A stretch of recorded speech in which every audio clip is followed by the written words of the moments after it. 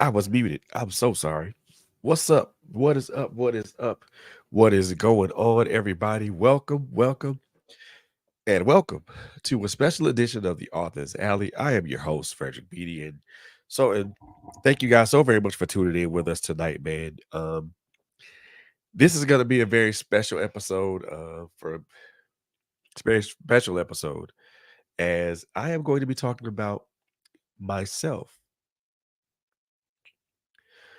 And if you guys want to join me, if you want to join me in the chat, ask me some questions. You most definitely can do. You most definitely can do that. You can ask questions in the YouTube chat. You can also ask questions in the Facebook live chat. You can also ask questions in our Twitch stream if it's available. Yep, you can also ask questions in our Twitch stream. So you can ask questions in our YouTube chat. You can ask questions in the Trailblazers Radio um, Facebook page chat, as well as the Man Cave Conversations chat, as well as our Twitch stream chat. Um, so make sure you ask those questions.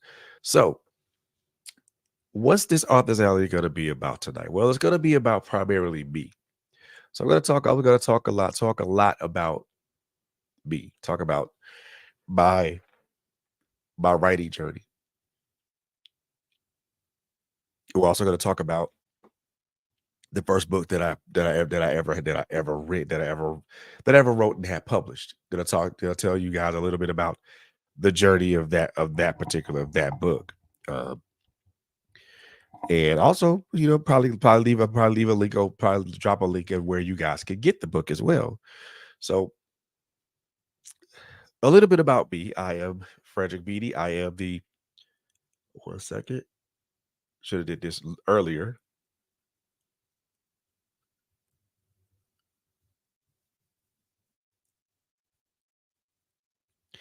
Sorry about that, y'all. I should have did that earlier. So my name is Frederick Beaty. I am the owner and CEO of Trailblazer Radio. We are a diverse podcast platform that talks about a myriad of subjects. We're not afraid to go and open those closeted doors. We're not afraid to tell it like it is, and we're not afraid to speak our mind, but also speak our truth. Um, and a lot of people know me as the guy as this person that's behind the microphone, or this individual that is in front of this person that's behind this microphone, or the person that's in front of the camera. What a lot of people don't know is that I'm also a 10 a published author with 10 books to my name. 5 of those books are books that I've written, and then the other 5 of those books are books that I've contributed to as a co-author.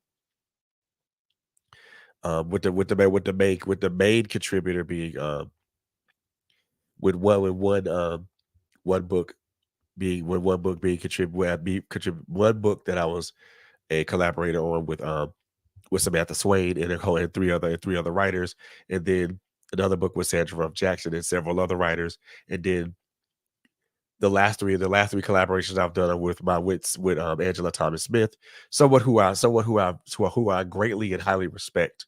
Um, she she's my sister in writing. She's my sister in writing. So she's someone that I highly respect, and I most definitely and highly respect and support. So I do have 10 books written to my name. Like I said, 5 of those books are that I wrote, and then the other 5 are contributions as a co-author. So that's that's what you need to know about who I am. But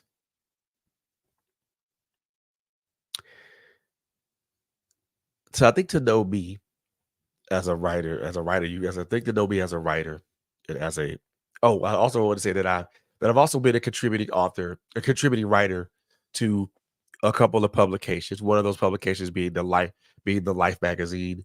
Um, that was a print was a print publication for a while, and then became a digital publication. With my brother, Mr. Gerald Anderson, and Miss Tina Marie Hollywood. Those are some awesome people. and also my sister Shanta Williams and Shanta Wilson. Um, awesome people, man, very awesome people. Um, and also I was also a contributing writer to Aspiring Authors magazine as well. Again, this is a publication um, from my sis Angela Thomas Smith. Anna Thomas Smith. Again, these are people that are highly respected, highly in support, highly. So that is enough about who I am. Let's talk a little bit about I want to tell you guys where this writing journey of mine started. So for me as a child, I had always loved writing. Um, I was a reader first, and one of the things I always like to one of the things I'd like to say is that readers become writers, and that's true. They do become writers. So I was a reader first before I was a writer, but I've always loved writing. It's something that I'm especially good at.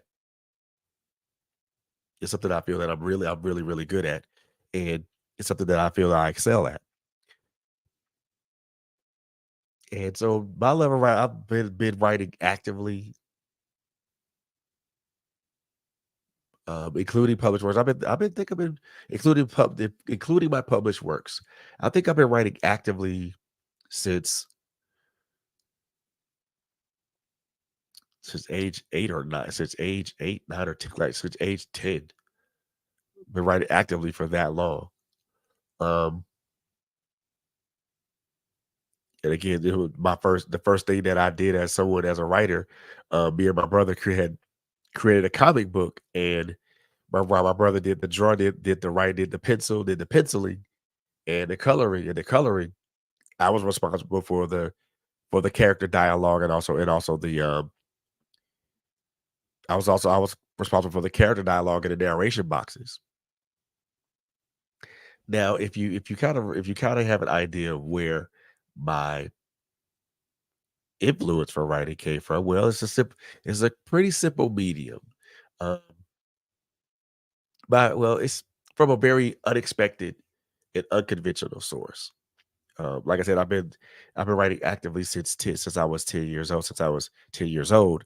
However, my inspiration for writing comes from comic books. So yeah, my inspiration for writing comes from read from reading comic books. Um, as a kid, did as a teenager, did as a young adult, comic books were the medium for me. Were the medium of inspiration and reading was the inspiration that was my medium of inspiration. Um, like writers like the late great Stan Lee, um,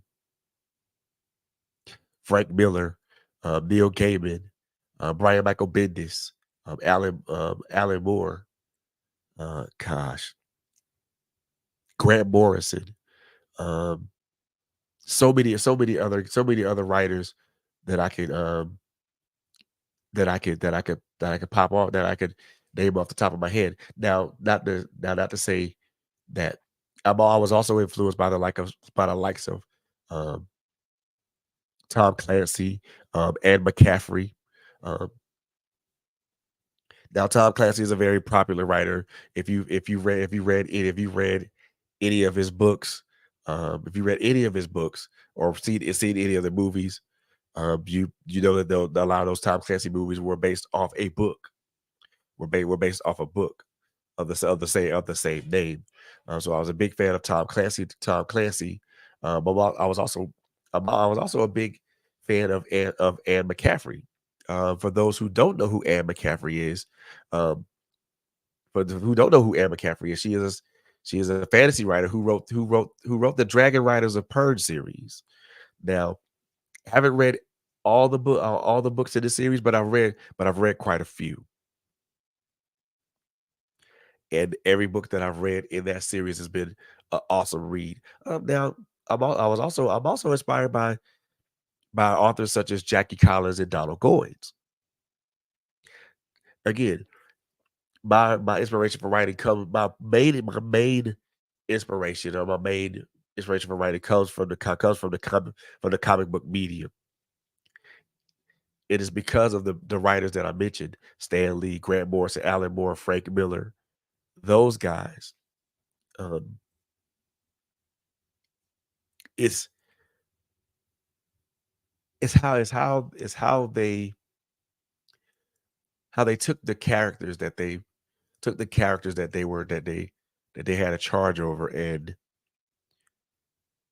these are superheroes such as Wolverine, Captain America, um, Batman, Superman, Wonder Woman, Aquaman. Um, now, like I said, I was a fan of reading both Marvel and DC.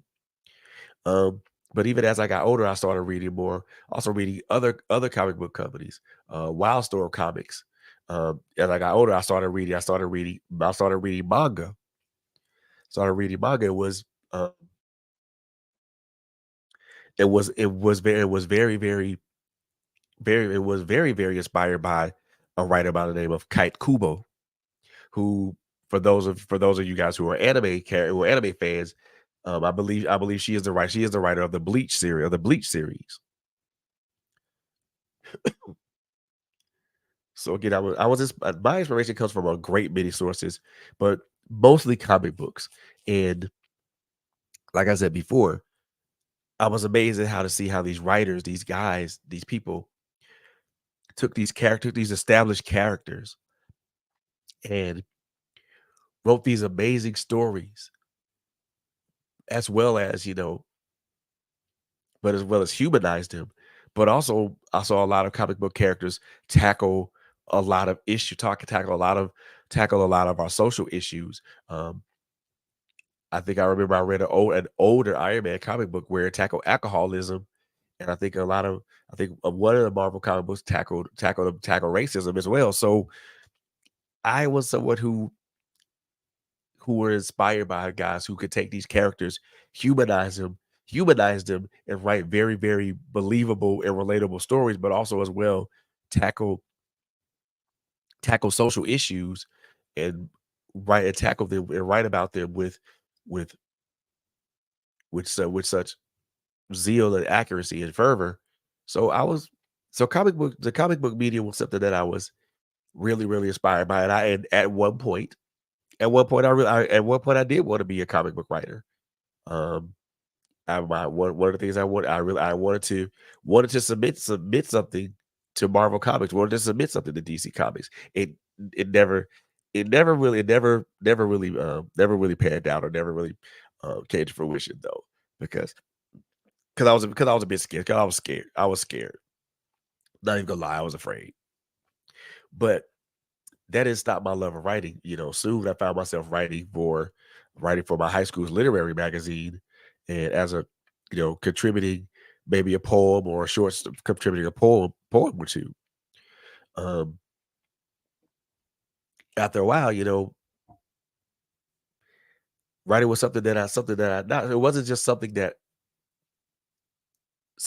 for me to do as far as a hobby. It was something that I was doing, and I liked it, and I loved it.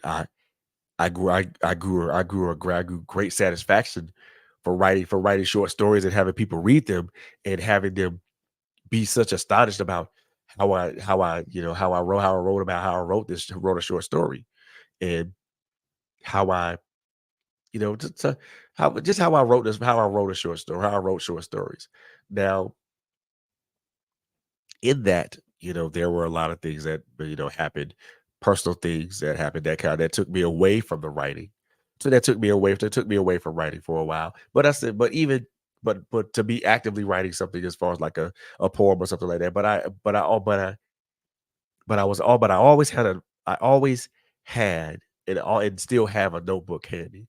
Just in case something pops in my mind, I can I can quickly write it down.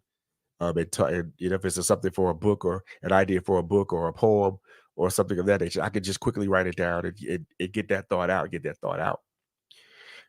And which brings me to excuse me, which brings me to the year of 2015. So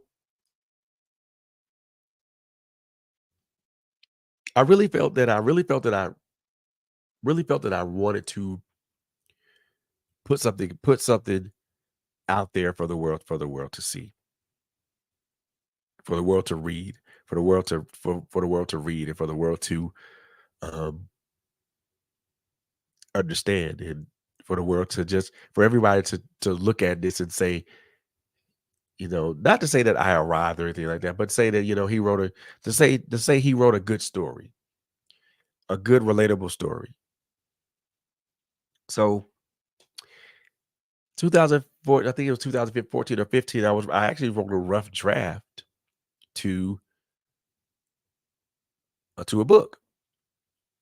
Um, and I kept writing. Kept writing it and writing and writing. And it was a rough draft, and it looked like it really made sense and things of that nature. And just so happened that this publishing company by the name of Diamond Cut Publications, who was with King Diamond and Silent Storm, two people to whom I respect immensely, very very immensely, because they are the ones that got me started on this publishing and writing journey.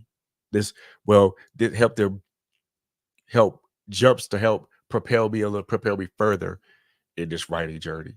So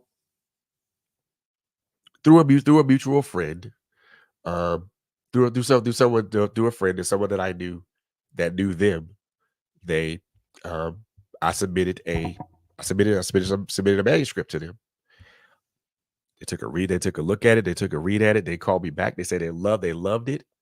There were some things that they had that needed to be worked on, but overall it was great. It was wonderful. Now, usually, now I didn't know that you had to submit like three chapters of a manuscript. I submitted to them like maybe four chapters of my manuscript. Um, and like I said, they loved it. Within 5 days, they shot me a contract. Had someone give it the once over. It was good, and we moved forward. We moved forward from there. So I was assigned author to Diamond Cup Publications, and my sole project under them was called was initially called A Broken Circle. Same book, same is now. I will get to specifics about certain things here in a little bit. So the initial project with them, my initial project that I wrote for them is called A Broken Circle.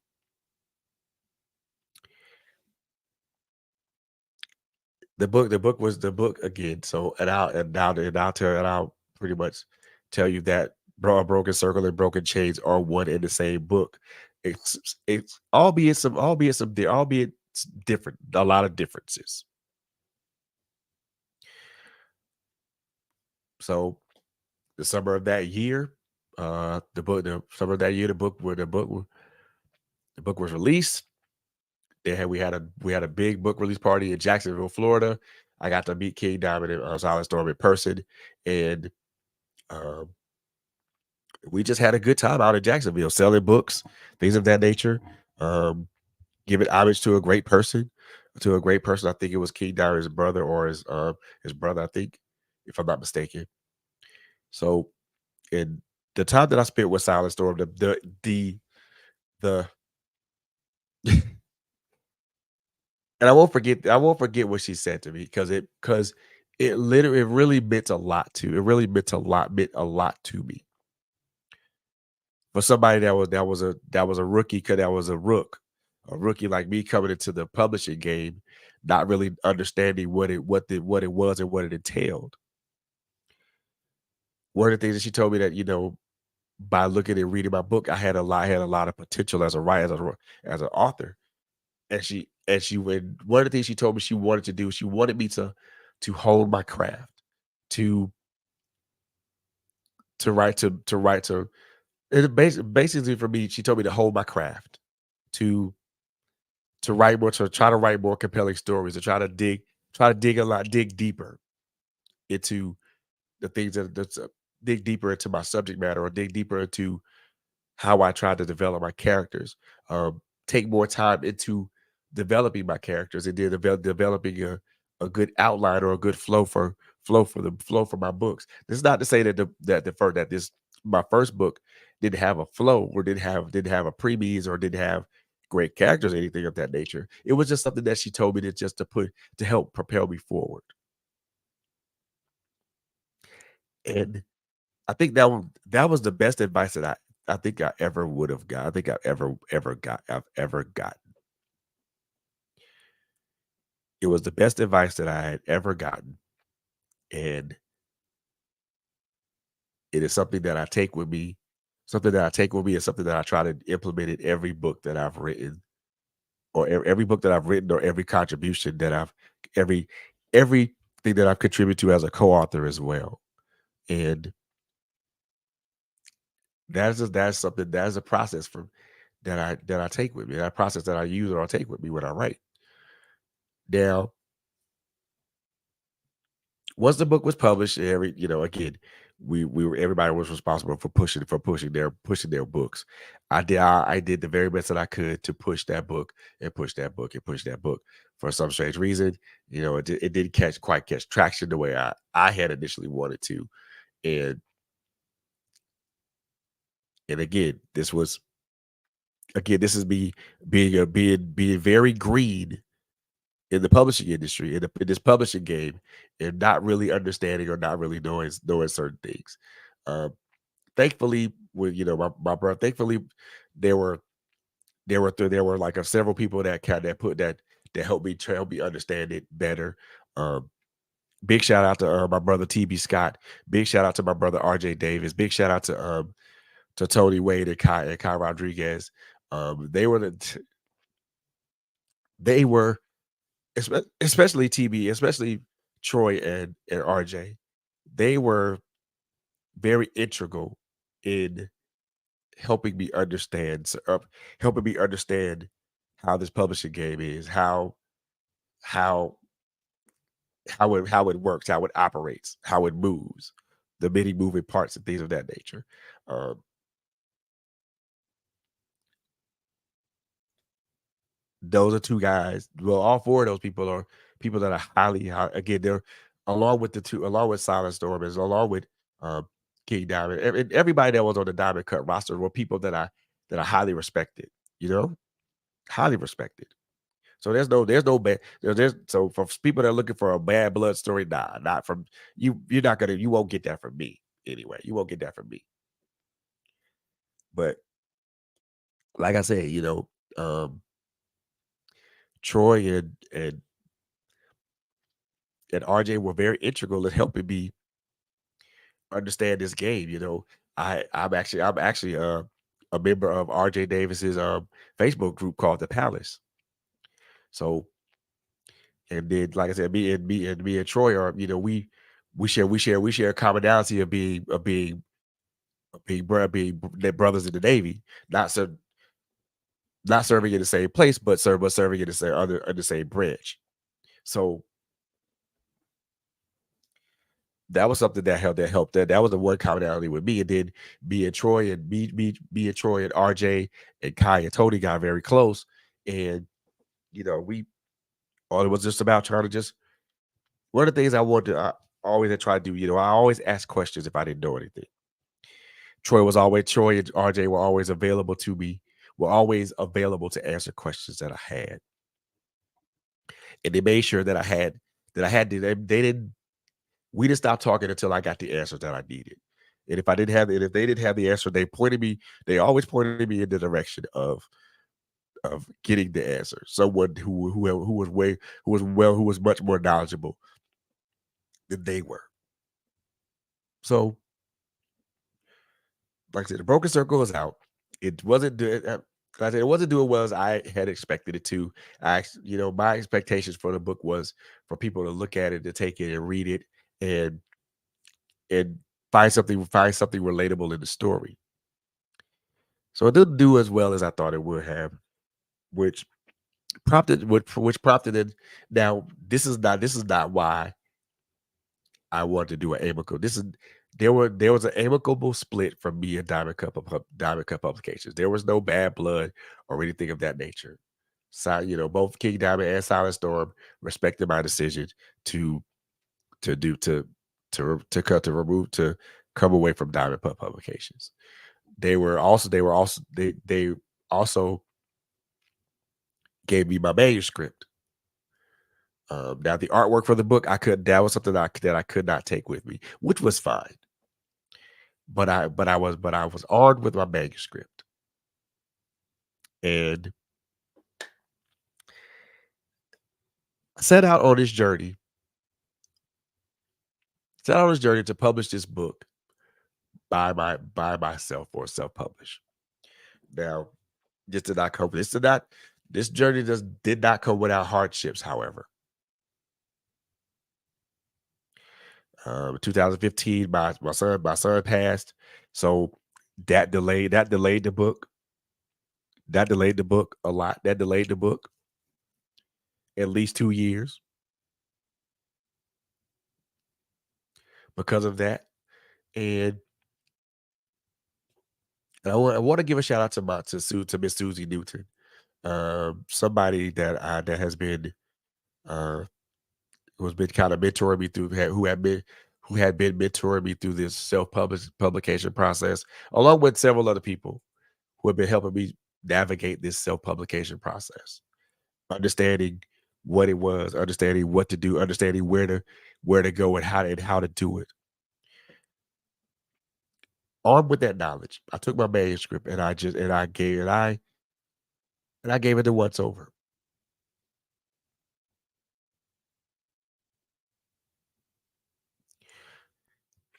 Now this was going to be my first book. The first book that I ever self published, and I had no idea about um had no idea about editing, had no idea about formatting, I had no earthly idea about that.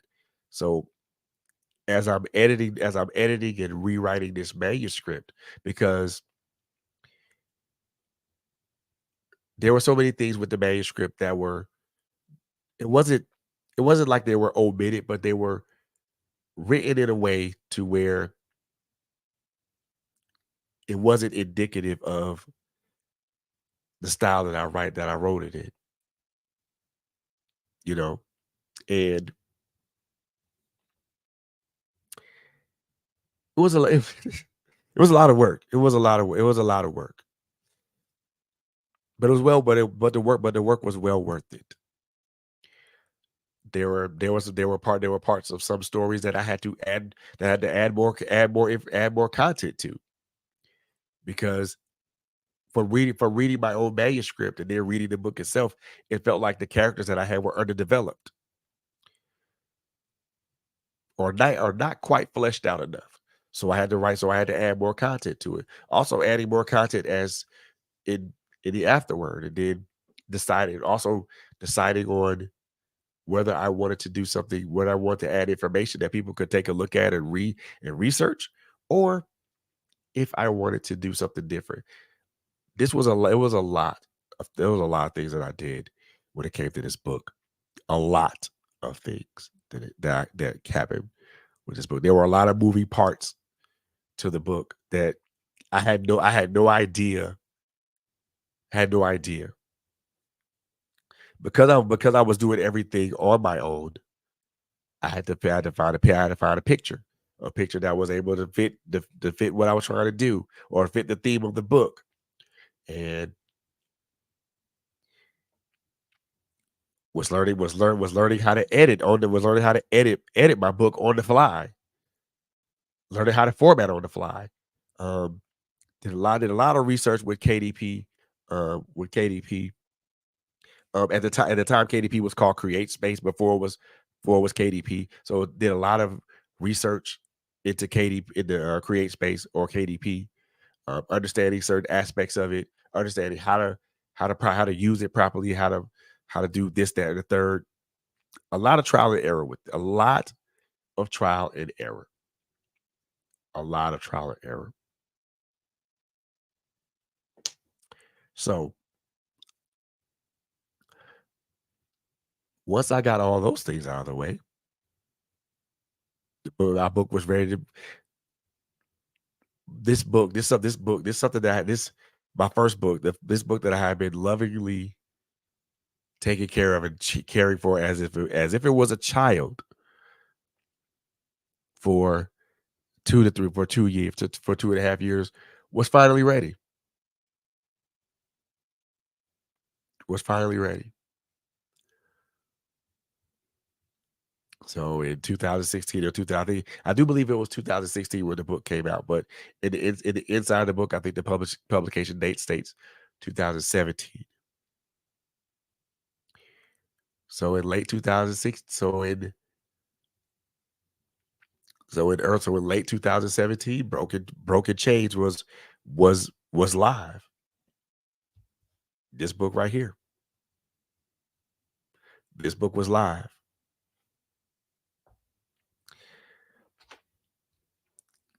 This book was live. It was available on Amazon. I pushed it and I pushed it and I pushed it. Oh my God, I pushed it. I tried my best. I kept pushing it, pushing it, and you know, did my first did a couple of book events. One in Barnes and Noble, and then another book event that um, my friend Shanta had told me about, and then did another. My friend Shanta what that Shanta had told me about, and those experiences were great experiences. The book of it in Barnes& and Noble was a wonderful experience. I got a chance to talk to people about my book, to tell them about the synopsis, talk about the subject matter, the themes of the book, talk about the characters of the book, and even the church event, which it was a great, was a spectacular, was a great experience because again, I got to talk about my book in detail. Got to talk about the theme of the book, the characters in the book, and to really talk about what I wrote about. It meant a lot. It meant a lot for me to talk about it. So I'm sure you're wondering what broken chains is about. If you don't mind, I'm gonna read the synopsis to you, then I'm gonna tell you what that means. It is never easy to escape the chains of abuse, even when the chains are broken. The residue of those chains remain. For Levitica, Jared, LJ, and Karina, this is even more so. They have told their stories, but their lives don't end just because their stories do. There's still people, situations, and conflicts that need to be faced, reconciliations to be made, and healing that needs to take place. For these four, it is more than about it is more about freedom. Freedom from the cycle that has surrounded them, ruled them, and almost destroyed them. So as you notice, there are four characters in the book.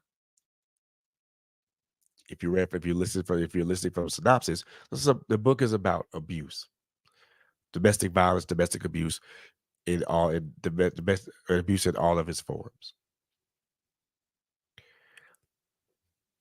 Now you're probably wondering why I chose a topic. Probably wondering why I chose a topic like that. Well, several reasons, but one of the main reasons is that domestic violence or domestic abuse is something that isn't talked about in today's society. It's not even talked about. It's not talked about in the Black community either. So I chose that to be the catalyst for my book because it's something that isn't readily talked about. Matter of fact, it's something that's always swept up under. That's always swept up under the rug. So I chose to talk about it.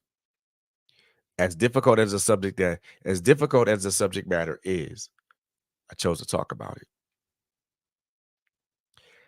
And it was difficult subject matter to write.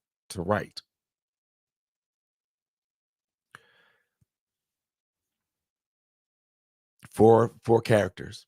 Four four different characters, four different stories, one one particular hub, one particular place or hub. These characters are familiar with each other. They're good friend. They're friends. They're friends. They're associates. They know each other. The setting of the story takes place in Atlanta, in Georgia. That's where I'm from. Um, Even though the city and state is non-fictional, the certain locations are fictional. So, but like I said, the four characters. Who are these four characters?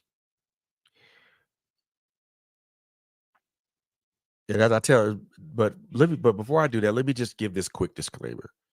This book was loosely written. The reason I chose is because one of the stories is loosely based up of my own experience with domestic violence.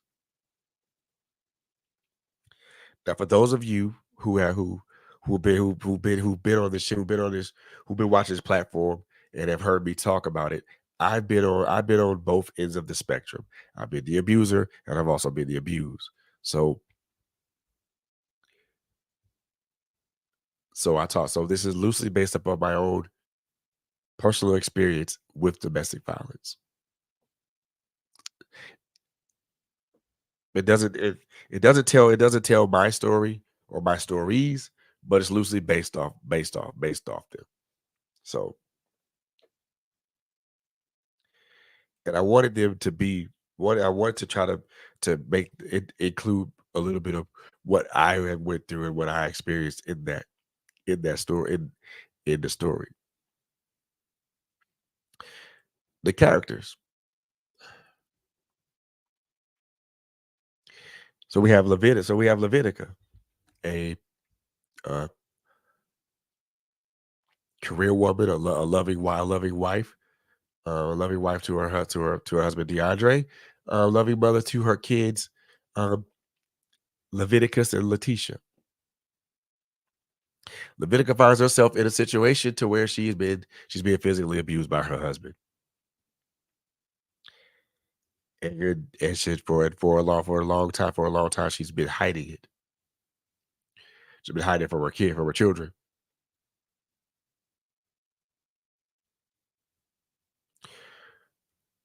But one day, a chance meeting with a young gentleman, and no, we're not talking. This is not an extramarital affair, but a chance meeting with a gentleman changes her life, and a revelation from my son changes it again. She decides to take the power. She decides to take her power back, and she decides to end the vicious cycle of abuse. I won't go into any detail about it, but that's just how I'm just want to give you a brief synopsis of her story.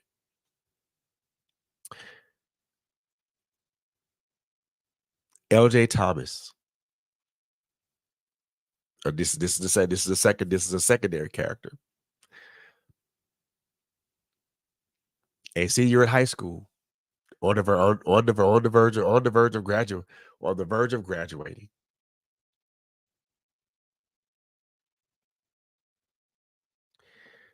However, that however graduating high school and his dreams of becoming a race car driver are rapidly deteriorating due to the simple fact of his mother being his mother and his uncle being a drug addict, as well as his uncle physically abusing him, as well as his mother neglecting him.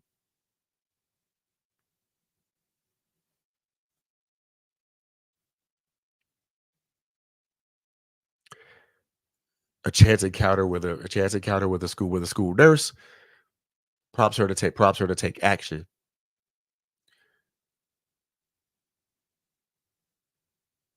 thus leading LJ to leading giving LJ a solution, a possible and hopeful solution. But that solution seems to be dashed because his mother and his uncle want to destroy that. And with his father's help, he with his father's help, he finally breaks through.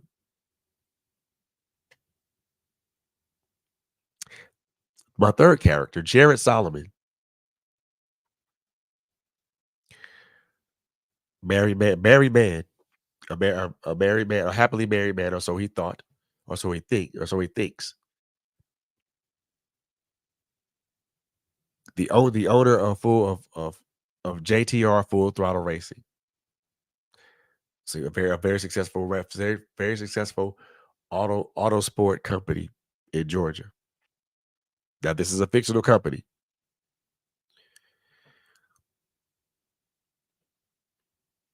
He's experienced success at the highest level,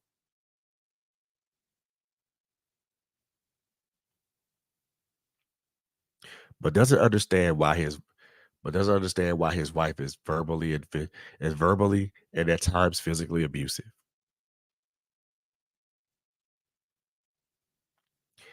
She still blames him for the death of their daughter.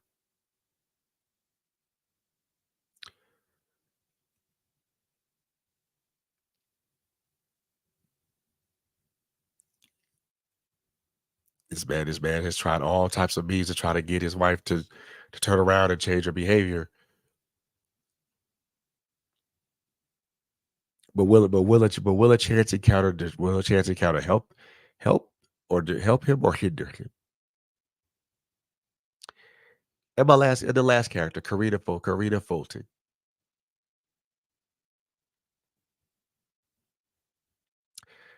Now, she's one of the she is the only character um that's purely not that's she's one of the few she's the only character that is not of African American descent.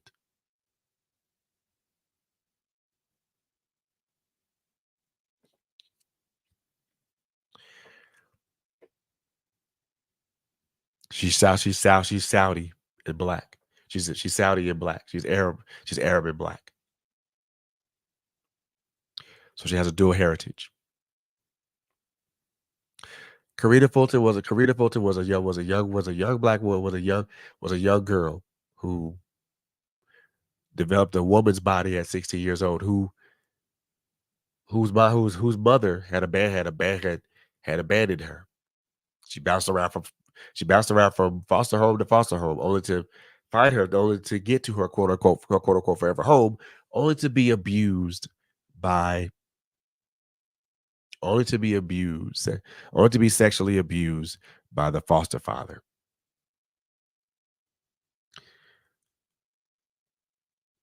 Now, as a result of this, she had a child, Germani.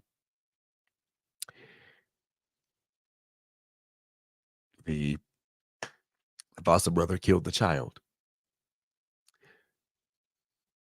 With nothing else to live or to fight for, she turns to the streets. She becomes a sex worker. She becomes a sex worker.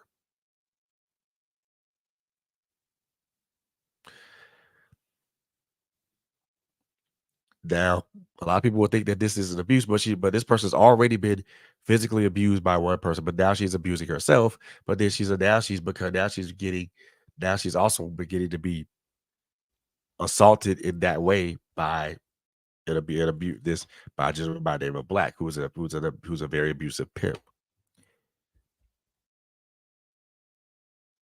A chance encounter with her brother and a young man by the name of Shaw Spencer.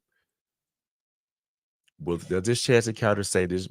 Does this chance encounter save her life, or does it make it? Or does it destroy it?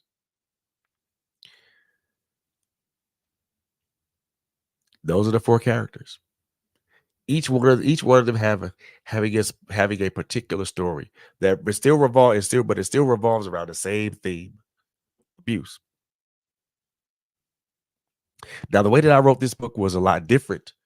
The way that I wrote this book is was it was also the same way that I approached the second book and the second book, which is the road less travel, which I'll be discussing soon as well. So I like to call this style of writing that I've adapted. I call it a conversationalist style. Instead of using descriptive sentences and words, I allow I allow I use I use the conversation of the characters to not only drive the story forward, but also evoke certain emotions. Of course there are going to be descriptive sentences and paragraphs there here and there. But when I wrote about the when I thought about the rework of this book, I wanted to write it in a way to where the readers could could not necessarily understand, but to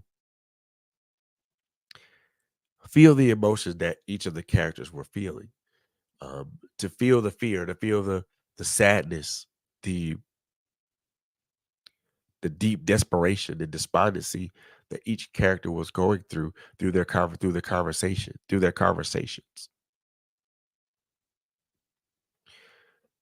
Of course, there's some descriptive words thrown in it to heighten certain emotions. But what I want people to understand when they pick up this book, I want them to understand the emotions that are in it, the emotions that drive the emotions that drive the conversations and the story forward. A lot of the conversations that are in this book, they're they're difficult conversations.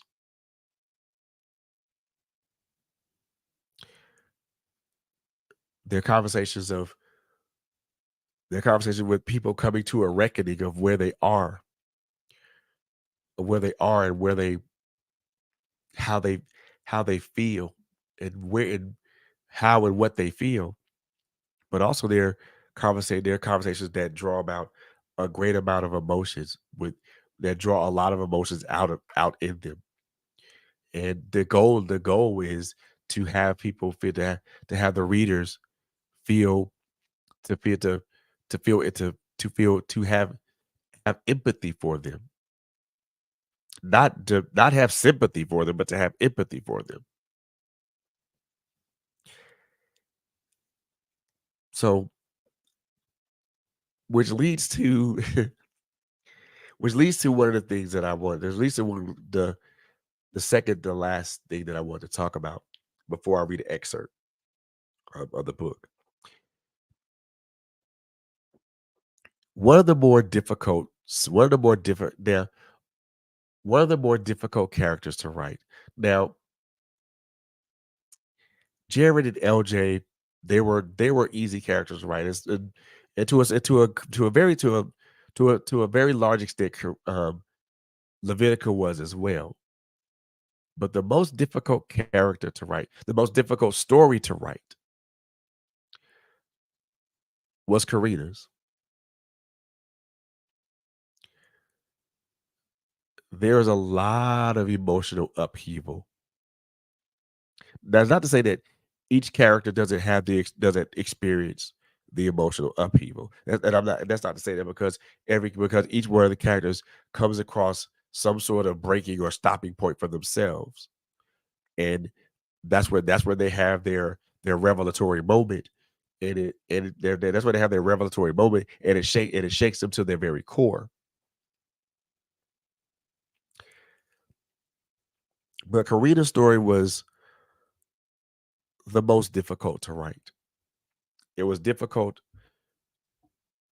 as far as emotional value and the emotions that were the the high the intensity of the emotions that her conversation with her brother Khalil brought about, and also writing about some of her memories of what had happened with her, especially with the beginning of her story. There was a lot of high emotions there, reminiscing about a child that was lost. Not to mention now she's out here abusing herself. Not to mention being sexually assaulted by a pimp, but then also again just dealing with a lot, dealing with being abandoned by a parent. So there was a lot of things going on with Karina. And it was a lot like I said, especially the part to where Karina and her brother had their conversation.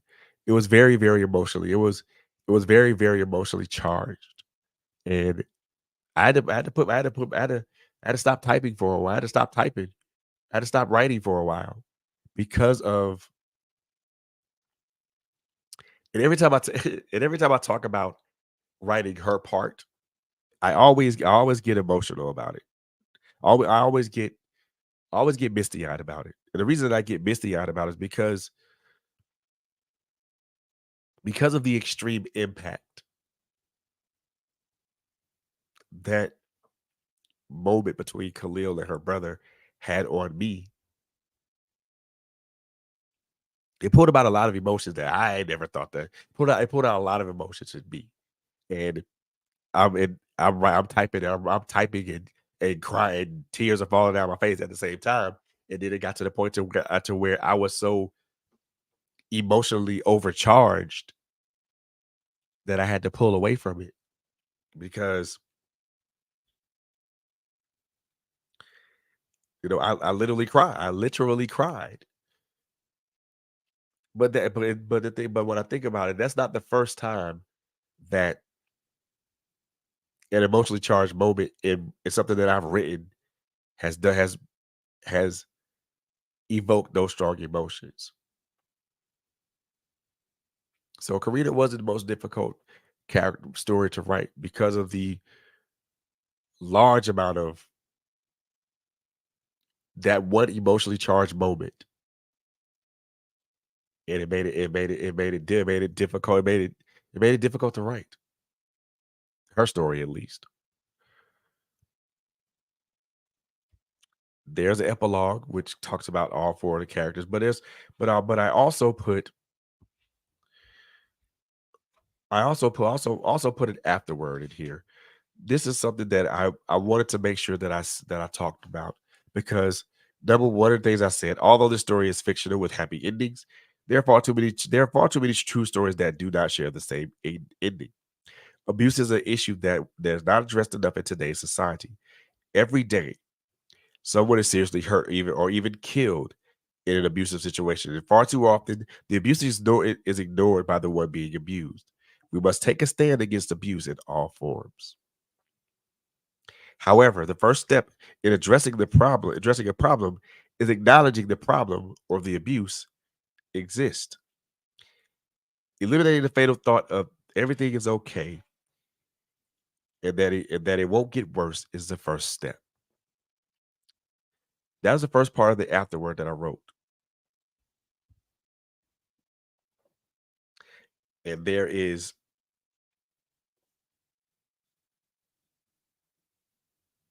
there are six words or six phrases that I put in there. Educate, escape, get safe, stay safe, empower, and protect. And I'll describe what each one of those means to me. Um, I'll describe what each one of those means as far as I'm concerned after I read this excerpt. So I'm gonna read an excerpt to you guys from uh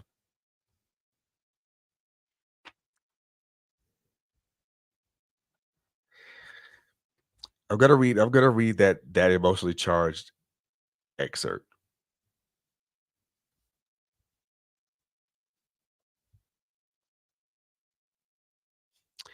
Give me a moment for a second.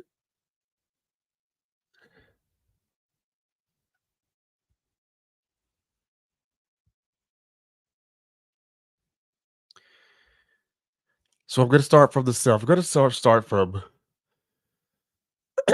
so just kind of set the stage for this. Set the stage for this.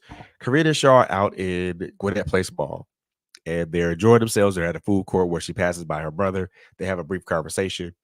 They have a brief conversation, and Shaw, Shaw being the person that he is, he likes Karina. He really likes Karina and wants to try to build some stuff, build some things with her, and that's what they're building towards. So this is while um, this is while they're having their conversation. So I think it's a couple of pages.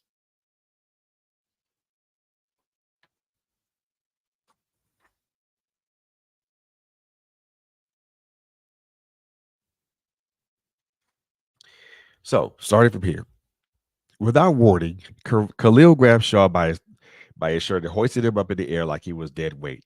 He looked at Shaw with utter disrespect.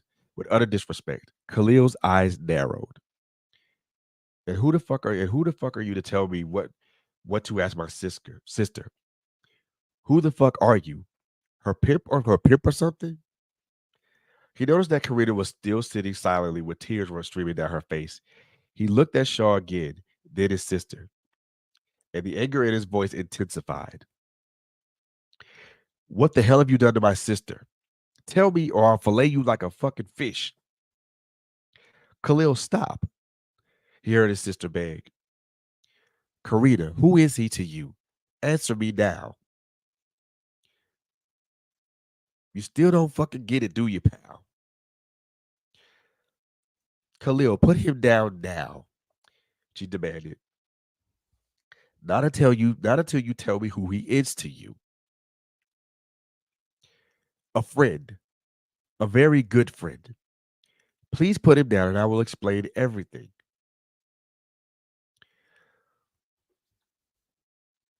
Khalil saw the look of concern on his sister's face. Apparently, this person was of some value, or else she would not be this bold with me, he thought. He sat him down. All right, Karina, he said. I've done what you've asked. Now you will answer my questions. You are not my father, Khalil. You can make no demands of me. I do when it comes to your safety, Karina. Father has been searching for you. And where was he when mother gave me up for adoption? That was a question that did not generate a response. I did not know that mother gave you up for adoption. I had no knowledge of that. Father never knew either. Of course you didn't, Karina countered. You and father were too busy pushing mother away. Mother wasn't equipped to take care of me, so she put me in foster care. I bounced from home to home until I came across my last foster parents. She paused for a moment to gather her thoughts.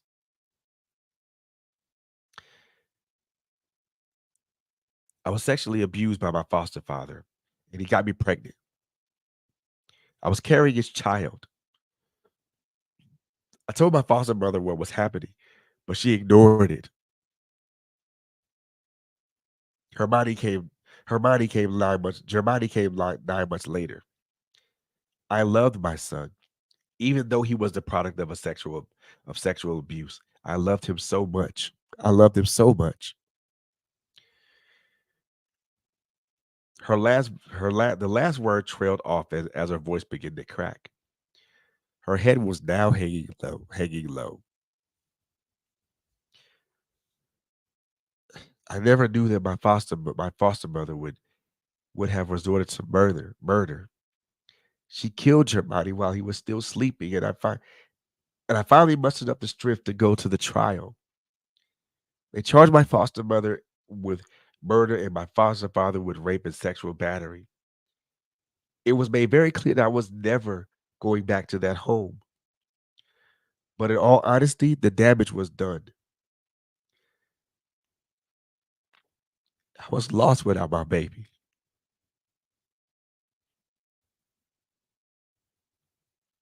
No direction, no place to call home, and no one to love me. I resorted to the streets, to selling my body to make money. She paused again and looked up at her brother with tears in her eyes. She spoke softly, but with conviction. Khalil, I am tired of the person I currently am. Being sexually abused was one thing, but to have Germani's life taken for no reason was the last straw for me. My son was the only thing that humanized me. And since he was taken from me, my life has no sense of direction.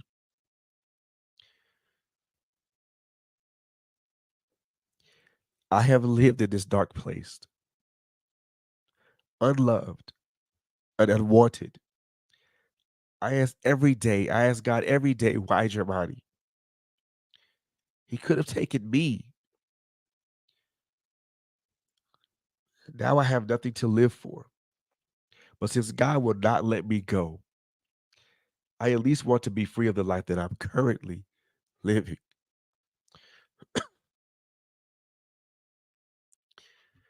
I don't expect you to help me, but I want you to understand that this is my life now. This is now the burden that I must carry. She sat back down, holding herself. The combination of the emotionally charged experiences and the physical pain had taken its toll on her. Khalil had walked to his now seated sister, dropped to one knee, and looked at his sister. He spoke in a low voice. I understand, and I will do anything that I can to help the both of you. He nodded at Shaw. What do you need? What do you need from me?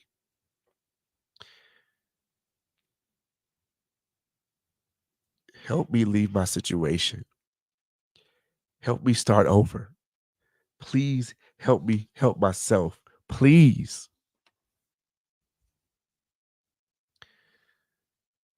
Khalil looked at his sister.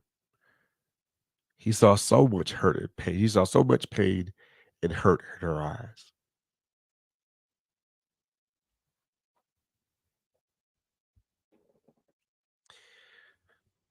That was the excerpt from Broken Chains, from written by me.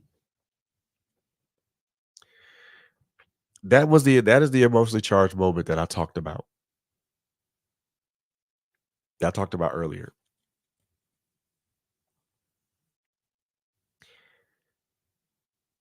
When it came to the point of writing those parts, at that point there was a lot of emotional upheaval in me already, and I was already on the verge of tears. And as I'm writing it, the tears were already flowing. Tears were already flowing. Every time I read that, I always get emotional about it because it it brings about a lot of it reminds me of a lot of emotional pain that a lot of us that a lot of us deal with when we're dealing with we're dealing with these situations. We're dealing with these types of things.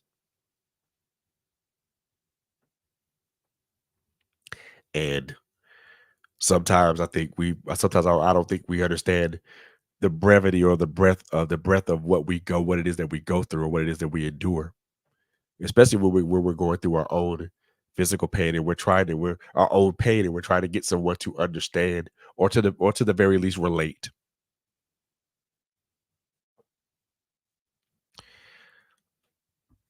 Now, want to talk guys a little bit briefly about the six phrases that I put in here, and then I'm gonna let you guys know where you can find this book.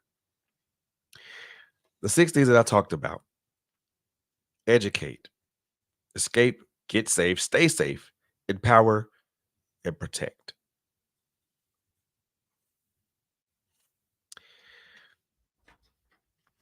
Education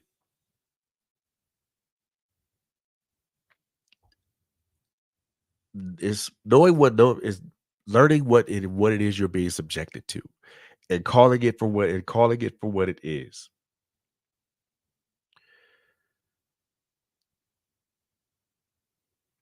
Also, the other part of that learning what it is. Learning what the statistics of it are. Learning how this goes down, how it happens.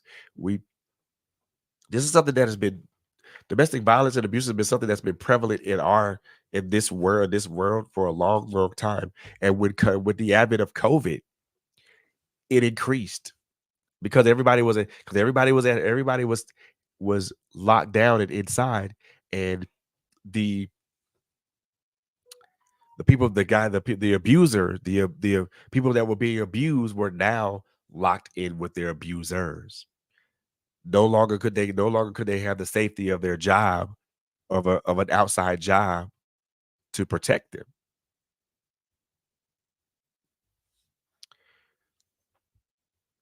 So educate yourself. Know what it is that you're being subjected to. Escape.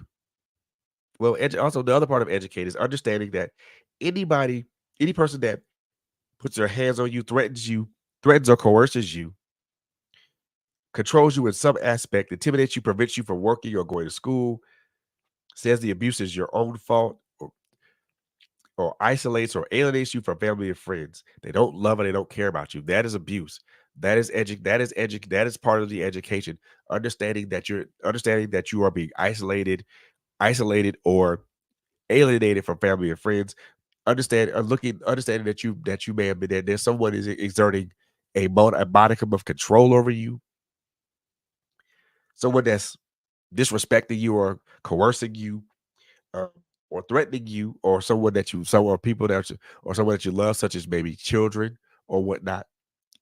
That's all a part of education. Understanding what it is. Escape. A simple word, but a simple word, but not a simple deed or task.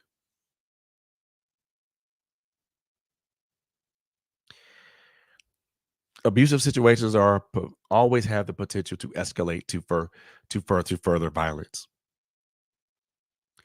Escape, like I said, escape is a simple word, but not a simple task. If you can safely leave, do so. If you're in an abusive situation, I'm gonna say this to any man or woman, even including a child. You should always have a bug out bag or a go bag ready. Everybody should have a bug out or a go bag ready on the ready. What does this bug out or go bag what should this bug out or go bag contain? Extra cash, telephone numbers of people that you know will be able to telephone numbers of either shelters or people that you know that will protect you and keep you anonymous. Extra cash, at least 2 to 3 changes of clothes and and toiletries. At least 2 3 is a change of clothes, at least 1 to 2 pairs of shoes and toiletries.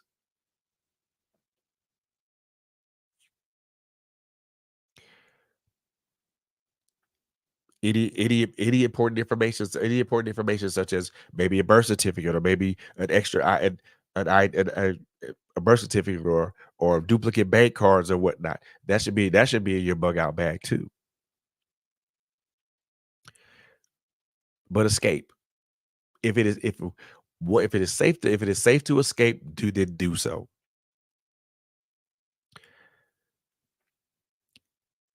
If it's safe to if you have children and you're in an abusive relationship, if it is safe to do so to escape with your children, then do so.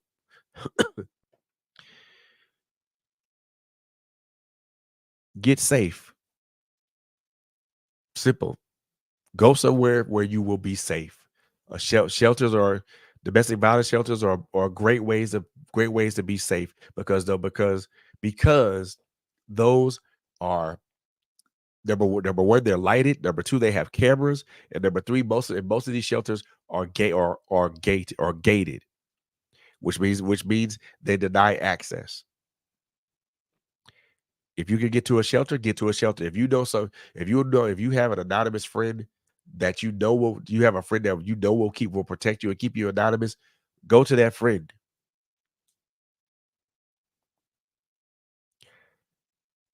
Make sure that you find somewhere safe to be. Stay safe. Once you're gone, stay gone.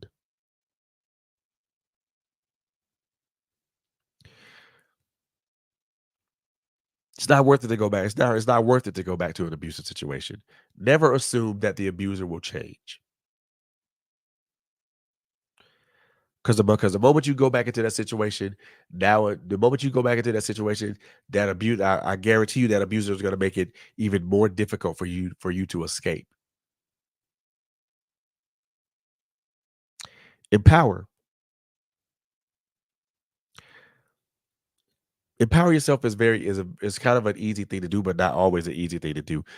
First and foremost, it's what I'm about to say. It's not about men fighting women or vice versa. It's about protect. It is about protecting oneself. Empowerment includes a lot of things. Number one, taking up a self defense class. There are a lot of martial arts out here that are wonderful as far as self defense that are excellent as far as self defense is concerned.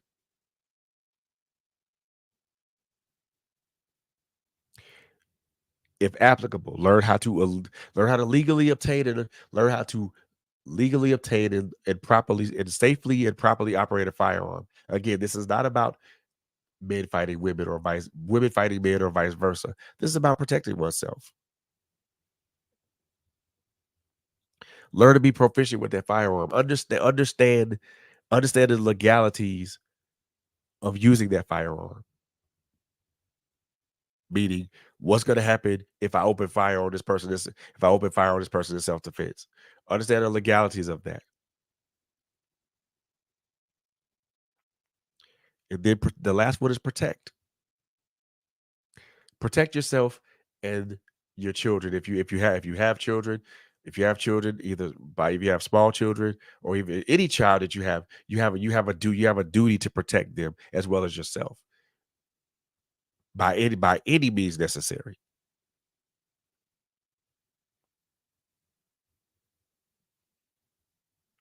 You have a right to protect yourself by any means necessary. You have a right to use force if necessary. Again, it's not about men and women fighting each other. This is about protect. It's about learning to get yourself educated. It's about escaping. It's about getting safe. It's about staying safe. It's about empowering yourself. And it's also about protecting yourself. These things to me are non-negotiable.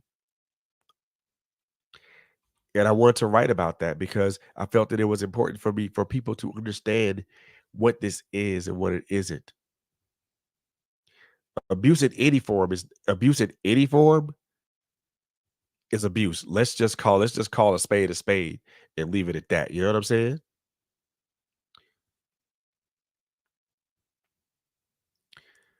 So with that being said, y'all, I'm gonna get out of here. But I want to leave you guys with the link to this book. Broken Chains is currently available on Amazon as a paperback and an ebook.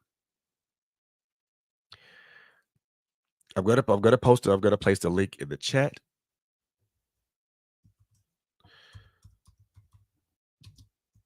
Give me a second here. I'm gonna place this link in the chat.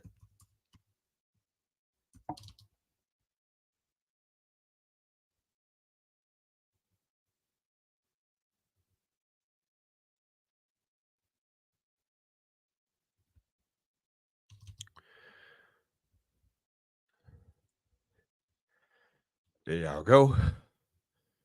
The link is in the chat. Excuse me. Do me a favor.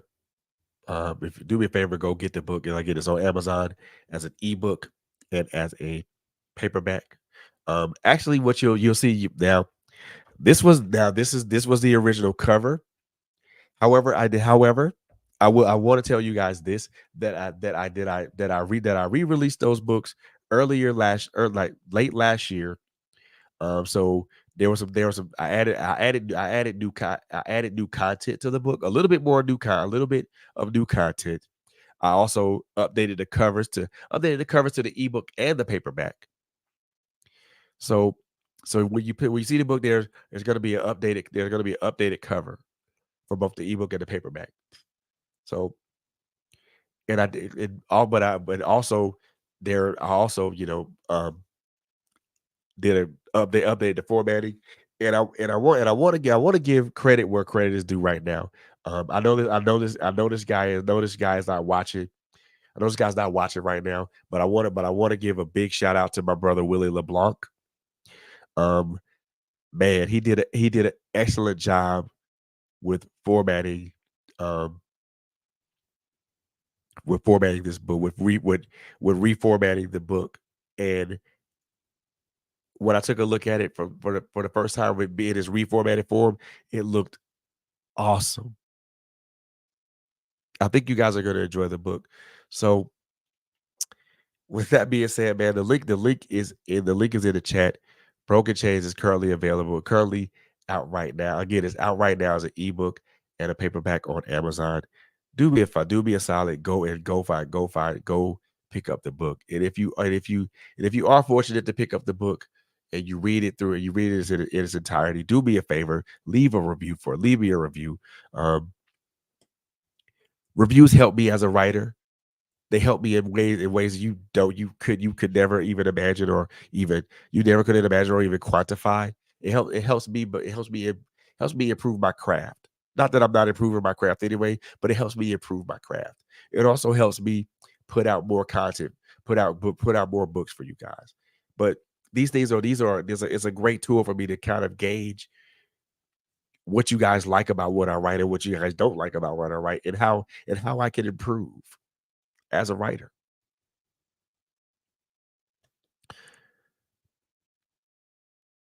I want to thank you guys for tuning in tonight to this special edition of the Author's Alley, being an intimate evening with George truly.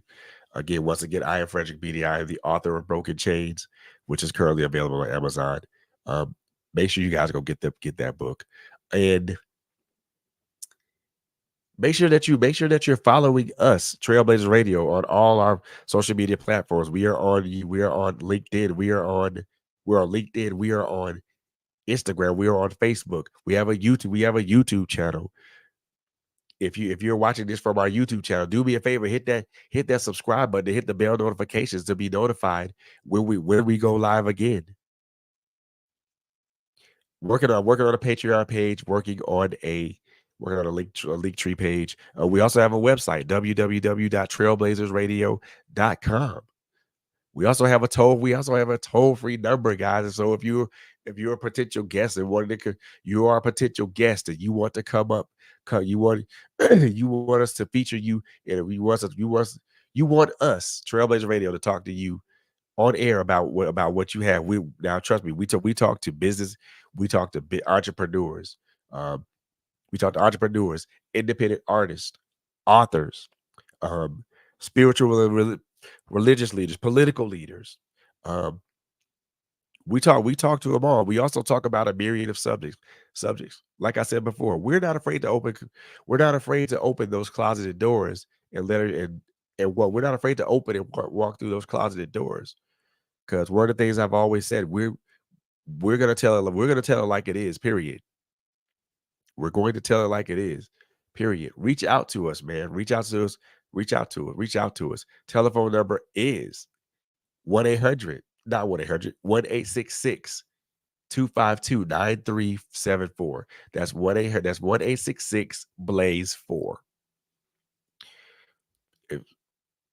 Leave a message. We will get back to you within a 24-hour, 20 to 24 to 48-hour time frame. If you want to reach out to us via email, our email address is trailblazerradio@gmail.com. If you want to reach out to us, our email address is, like I said, is trailblazers with a Z radio@gmail.com. Reach out to us via email. Again, same response time. 24 to 48 hours. We would love to talk to you on our platform. If you guys are looking for advertisement opportunities, I am working on crafting and finalizing an advertising package. So that package will be made available soon. If you guys are looking to do any type of advertising, we would love to advertise your business. We love to advertise your business, if you're an author or independent artist, you have a record, or have something that's going to be releasing soon. We would love to advertise that on our platform. Get in contact with us via phone or via email. And you know, that's it, man. That's it. I thank you guys for tuning in. I thank you guys for watching. I thank you guys for taking the time to listen to me, to understand a little bit more about me as a writer, why I write, and me giving you guys a breakdown of the for my first ever published book, Broken Chains. Again, it's available on Amazon. When you go to Amazon, you type in Broken Chains or you type in FL Beaty, you'll see it. Um, again, it's but the link is right there. There, you notice that there is new covers for both the paperback and the ebook. But before I get out of here, y'all, I want to put this out here really quickly because it was something that had been on my mind um, earlier today, and I want to put this out here, and I kind of want this to kind of be what I want you guys to take this for as it is, because it's not an attack on anybody, and it's not me saying anything bad about anybody in any way, shape, or form. Uh, listen,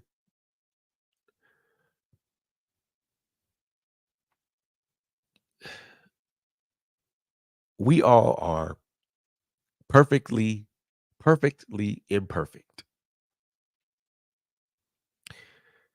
I'm gonna make that phrase more specific to me.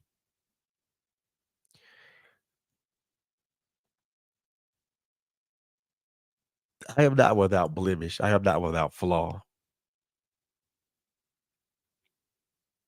I am not without my shortcomings. I am not without my mistakes. I am not without my faults. I am not without my my errors and my lapses in judgment. I am not without the consequences of the choices that I've made. I am not without the accountability that I've taken for the things that I've done. I'm not without forgiveness of myself and of others. The reason I say that I am perfectly imperfect is because I am just that.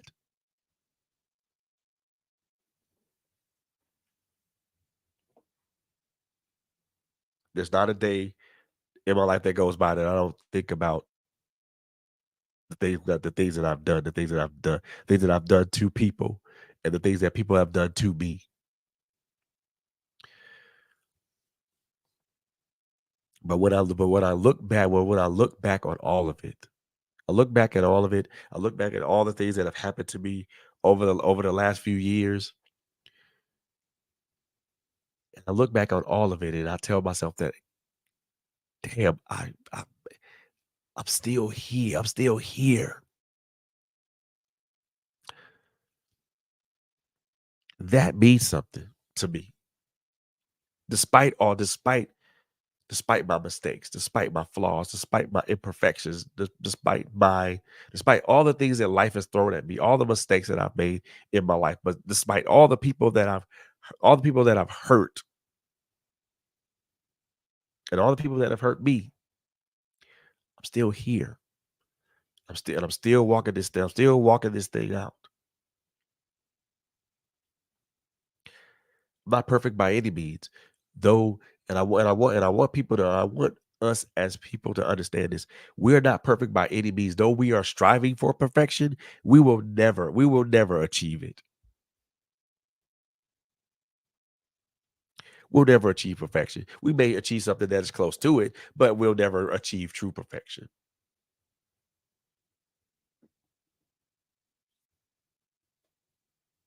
Because regardless of what popular contrary to popular belief, we're human beings, so we're always going to make a mistake. We have flaws, we have idiosyncrasies, we make choices, and then we pay, and then the consequence, then we pay for those choices by the consequences. Plus, consequences aren't always bad. Con- Consequences teaches us lessons. There are lessons in consequences, y'all. But I want to say that, look, none of us are perfect. None of us will never be perfect.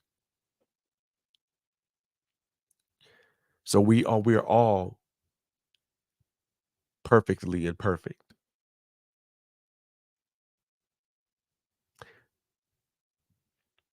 For those that know, they know. For those that don't know, trust me. It's gonna be a man cave conversations or a check-in show about it. Most definitely gonna talk about it. But with that being said, man, I'm gonna get up out of here. Make sure you guys tune in Saturday for critical conversation. My sis LSG is in the building. Monday behind the eye of Kai. Um, Monday behind the eye of Kai. Also next Monday, the part check-in values part 3. I got my sis LSG in the building. Also, Shawan Jones is gonna join us um that day. And we're gonna break down. We're still talking about values. Still talking about still talking about value. So we go pick up right where we left off. And then again, girl chat weekly on Tuesdays. Again, um, I think either T Way to the point or Sofa chats with T and K. And then possibly maybe Thursday I may come on with something. Um, or maybe Friday I may come on with something. But again, if anybody wants to reach out to us, man, look, telephone numbers right there, 866 Blaze 4. Email address is right here. Reach out to us. I guarantee the Trailblazer radio experience will be like it's not like anything you've ever experienced before.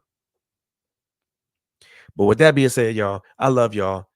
I love y'all to life. I love y'all to live. Man, look, this life is worth living. So take it one day at a time and never give up. And as I always like to say, I say when I close these podcasts, number one, take care of each other. Number two, love on each other. Number three, it is a crazy, crazy world out here, y'all. So above all, please, please, please, please, please be safe out here, y'all. Y'all know wherever you guys are, I know the tips are dropping. So make sure you guys are someplace safe. So make sure you guys are someplace warm. Get you something hot in you, like some hot tea or some hot cocoa, and just enjoy the rest of this night, y'all. Enjoy the rest of the night. I love you guys. Gonna take y'all home with a video. I hope you guys enjoyed this. I hope you guys enjoyed this. I love you. Until the next time. Peace out.